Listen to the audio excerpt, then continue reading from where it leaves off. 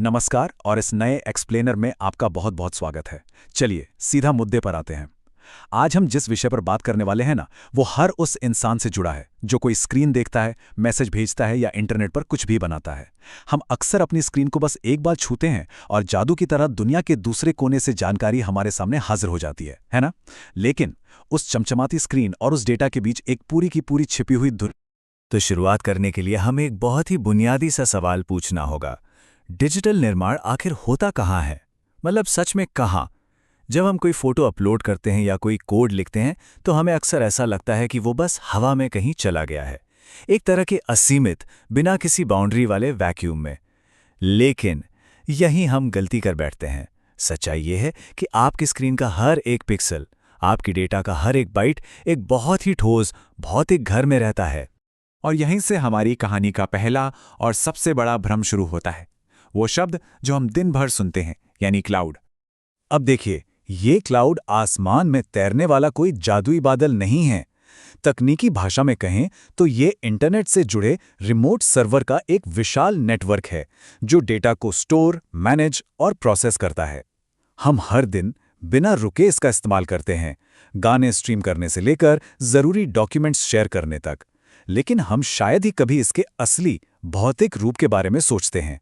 हम बस इसे एक सर्विस मान लेते हैं, बिना ये सोचे कि ये सर्वर असल में दुनिया के किसी कोने में असली जमीन पर रखे हुए हैं। अगर आप इसे ध्यान से देखें तो एक तरफ हमारी वो ख्याली दुनिया है, एक ऐसा डिजिटल स्पेस जो हमें लगता है कि सीमाहीन है, जहां स्टोरेज की कोई कमी नहीं है और जो पूरी तरह से सॉफ्टवेयर से चलता है। लेकिन दूसरी तरफ है भारी भरकम भू राजनीतिक वास्तविकता। असली हकीकत ये है कि इंटरनेट की भी राष्ट्रीय सीमाएं हैं, इसके संसाधन बहुत सीमित हैं और ये पूरी तरह से भारी हार्डवेयर पर टिका हुआ है। ये भ्रम और हकीकत के बीच का जो अंतर है ना, आज के दौर में इसे समझना बिल्कुल क्रिटिकल है। तो चलिए इस हकीकत को थोड़ा और करीब से देखते हैं और इंटरनेट के उस छिपे हुए बुनियादी ढांचे के अंदर चलते हैं। अमूर्त बातों को छोड़कर अब असली भारी मशीनरी की बात करते हैं। मैं आपको एक बात बिल्कुल साफ साफ बता दूं, ये तथाकथित क्लाउड लाखों टन कंक्रीट, मजबूत स्टील और गहरे समुद्र में बिछी फाइबर ऑप्टिक केबलों से बना है। जब आपका डेटा स्टोर होता है ना, तो वो किसी विशाल ठंडे डेटा सेंटर में रखी असली हार्ड ड्राइव पर होता है। वो सेंटर्स जो इतनी बिजली और पानी पीते हैं कि आप सोच भी नहीं सकते। इंटरनेट का अपना एक बहुत बहुत भारी भौतिक वजन है। ये कोई वजनहीन दुनिया नहीं है। जरा सोचिए, जब आप कोई कमांड देते हैं तो होता क्या है? वो कोई जादू से अपनी मंजिल तक नहीं पहुंच जाता, उसका एक पूरा रास्ता होता है। पहले आपका सिग्नल पास के किसी लोकल सर्वर फार्म तक जाता है। वहां आपके डेटा को रोशनी की छोटी छोटी दालों यानी लाइट पल्सेस में बदला जाता है।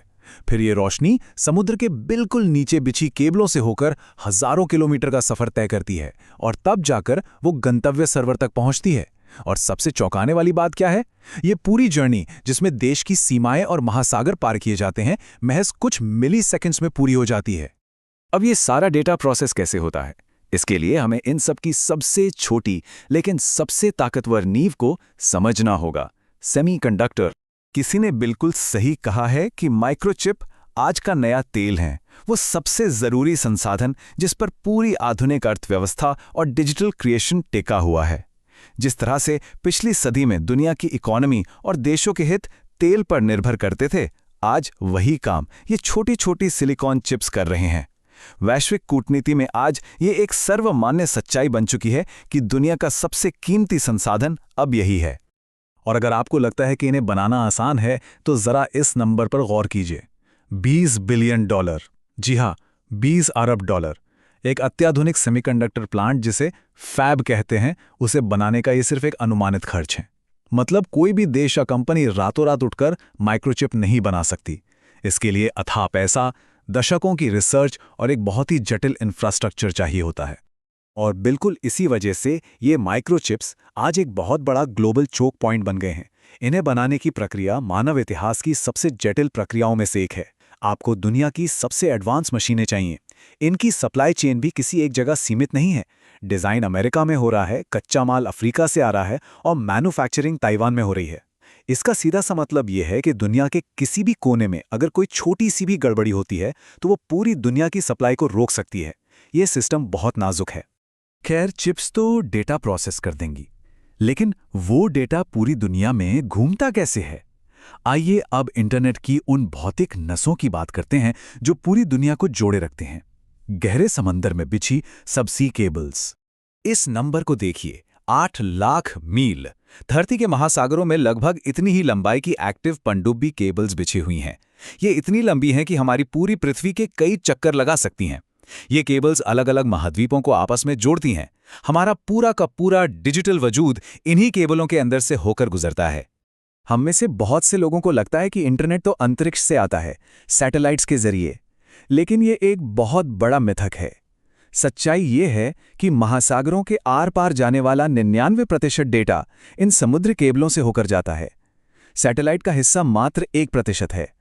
अगर कल को समुद्र की गहराई में कोई अहम केबल कट जाए तो पूरा का पूरा देश इंटरनेट से कट सकता है। हम असल में इन केबलों पर कितने ज्यादा निर्भर हैं, ये बात हमें हैरान कर देती है। अब हम इस पूरी कहानी के सबसे अहम और सबसे पेचीदा हिस्से में आ गए हैं, भू राजनीति यानी जियोपॉलिटिक्स। सबसे बड़ा सवाल, इन प्रणालियों को कंट्रोल कौन कर रहा है? क्योंकि ये बात तो तय है कि जो इन भारी मशीनों और तारों को कंट्रोल करेगा वही हमारी डिजिटल भविष्य का बॉस होगा। और आज के समय में ये दुनिया का सबसे बड़ा बैटल ग्राउंड बन चुका है।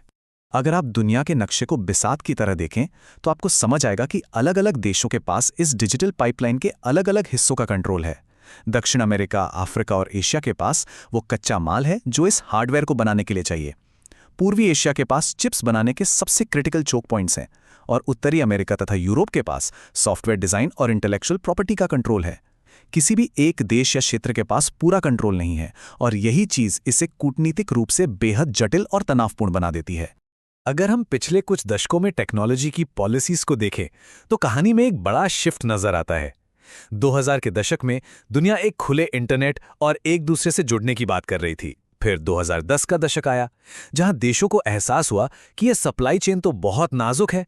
2020 के दशक में हमने टेक्नोलॉजी पर एक्सपोर्ट कंट्रोल यानी पाबंदियां लगते हुए देखी। और आज हम टेक डीकपलिंग के दौर में हैं। मतलब देश अब एक दूसरे से अलग होकर अपनी खुद की सुरक्षित प्रणालियां बनाने की कोशिश कर रहे हैं। तो कुल मिला के बात यह है कि आज की जियोपॉलिटिकल हकीकत बेहद कड़े मुकाबले से भरी है। बड़े बड़े देश समंदर के नीचे केबल रूट्स पर कब्जा जमाने की होड़ में हैं। जो मशीनें ये सब बनाती हैं उनके एक्सपोर्ट पर पाबंदियां लगाई जा रही हैं। किसके पास कच्चे माल का एक्सेस है यही तय कर रहा है कि हार्डवेयर किसके पास होगा। और ये जो टेक डीकपलिंग है ना, ये उस ग्लोबल नेटवर्क के टुकड़े टुकड़े कर रही है जिसे हम कभी पूरी दुनिया को जोड़ने वाला मानते थे। और इन सारी बातों के बाद हम एक ऐसे सवाल पर आकर खड़े हो जाते हैं जो सोचने पर मजबूर कर देता है।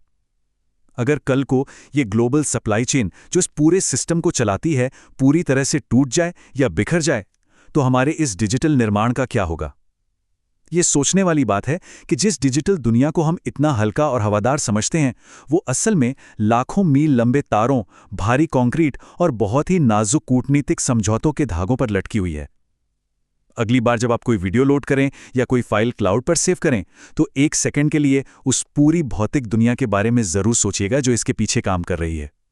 आज के इस एक्सप्लेनर में हमारे साथ जुड़ने के लिए आपका बहुत बहुत शुक्रिया। इस बारे में सोचिएगा जरूर और सीखते रहिए।